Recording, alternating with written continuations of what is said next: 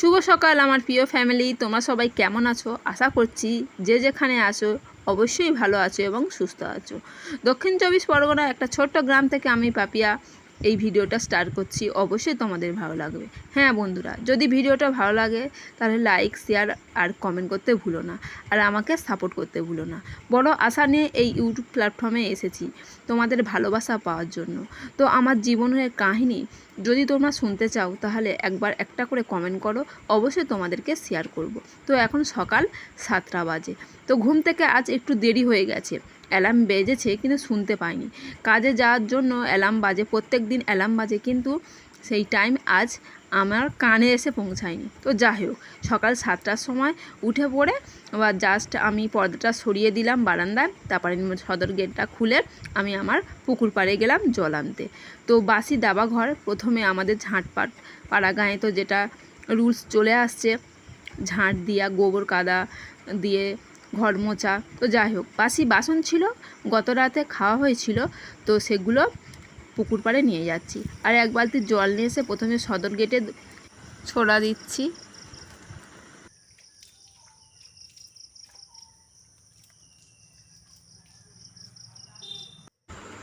আজ রবিবার, একাদশী ব্রত।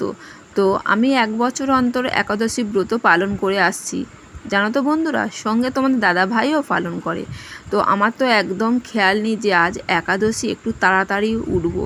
তো ঘুমিয়ে পড়েছিলাম, কি করা যাবে বন্ধুরা। তো তাড়াহুড়োর সঙ্গে কাজগুলো সারতে হবে, আবার বাইরে কাজে যেতে হবে। তো যেখানে আমি কাজে যাই তোমাদের আগের ভিডিওতে বলেছি। তো যাই হোক বন্ধুরা, আমি রুমের মধ্যে এসে প্রথমে রুমটাকে ঝাড়ু দিয়ে নিচ্ছি। প্রতিবারে একাদশীতে ফল কিনে নিয়ে আসি আমি নিজে বাজার থেকে। আজও যাব, কিন্তু সকাল সকাল ঘুম থেকে উঠতে পারিনি, তার জন্য একটু দেরি হয়ে যাবে। তো একেবারে কাজে যাওয়ার পথে ফল কিনে নিয়ে একবারে কাজে যাব, তারপর বাড়িতে এসে স্নান করে ঠাকুর ঘরে পূজা দেব, এ কথাটা ভেবেছি। তো যাই হোক বন্ধুরা, রুমটা ভালো করে ঝাড়ু দিয়ে নিয়ে চলে এসেছি আমাদের মাটির বারান্দাটা কয়েকদিন হলো ঝাড়ু মোছামুছি পড়েনি, কারণ আমি বাড়িতে ছিলাম না, গেছিলাম আমার ভাইয়ের বাড়িতে। তো বাড়ি ঘর এসে দেখি ধুলো পড়ে আছে, ময়লা চারিদিকে ছড়িয়ে ছিটিয়ে আছে জিনিসপত্র। তো ছিল দাদা ভাই একা বাড়িতে ছিল, তো ছেলেরা তো অত কিছু সামলাতে পারে। তো এসে চারিদিকে পরিষ্কার পরিচ্ছন্ন করেছি। আর আজ ভেবেছিলাম মাটির বারান্দাটাও নেতা দেবো গোবর কাদা দিয়ে, কিন্তু দেরি হয়ে গেছে, কাজে যেতে হবে, না হলে কাজের ওখান থেকে ফোন আসবে দেরি হয়ে গেলে। তো যাই হোক বন্ধুরা, যেটুকু আমাদের প্লাস্টার বারান্দা আছে সেটুকু মুছে নিচ্ছি। আর মাটির বারান্দাটা বৃহস্পতিবার আছে, বৃহস্পতিবার দিনে গোবর কাদা দিয়ে ভালো করে নেতা দিয়ে দেবো।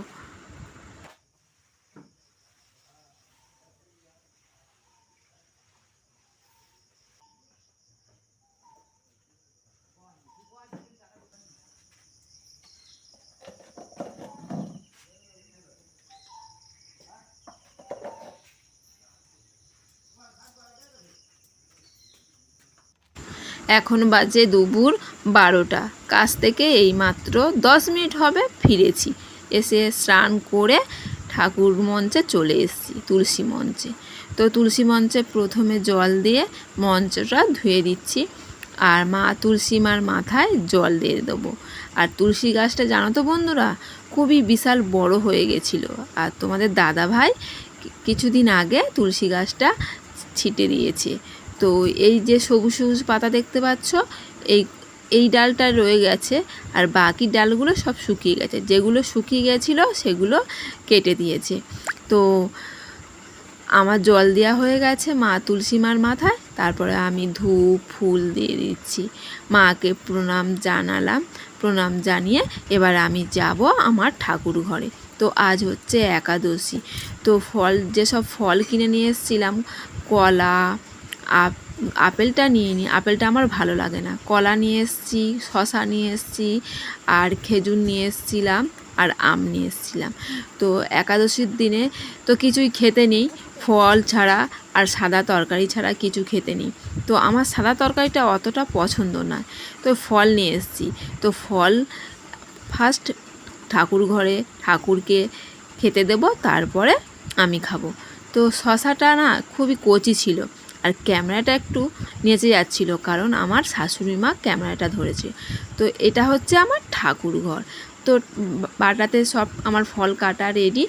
আর আজ হচ্ছে সোমবার, তো বেলপাতা নিয়ে এসেছি বাবা ভোলানাথের মাথায় দেব।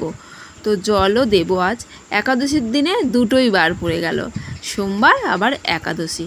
তো যাই হোক বন্ধুরা, ওং নমঃ শিবায়, ওং নমঃ শিবায়, ওং নমঃ শিবায় বলে আমার ভোলানাথের মাথায় আমি জল, গঙ্গা জল দিলাম।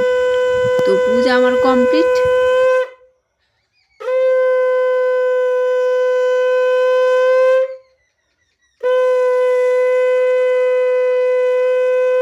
হ্যাঁ বন্ধুরা, আর একটা কথা না বললে না।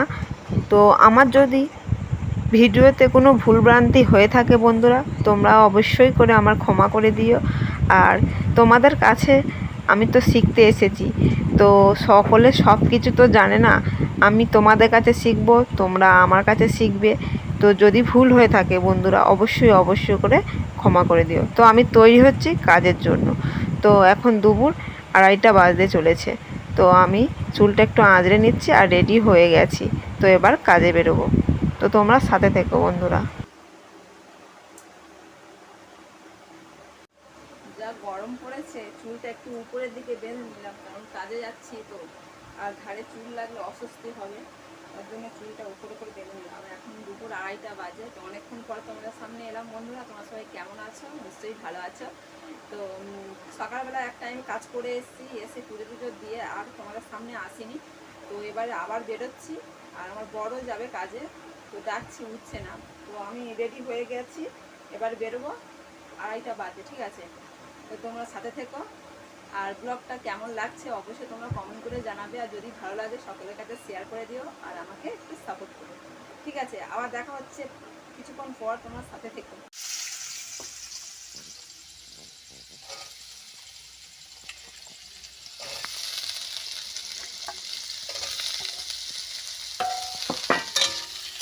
সাদা আলু ভাজা আর বাদাম ভাজা।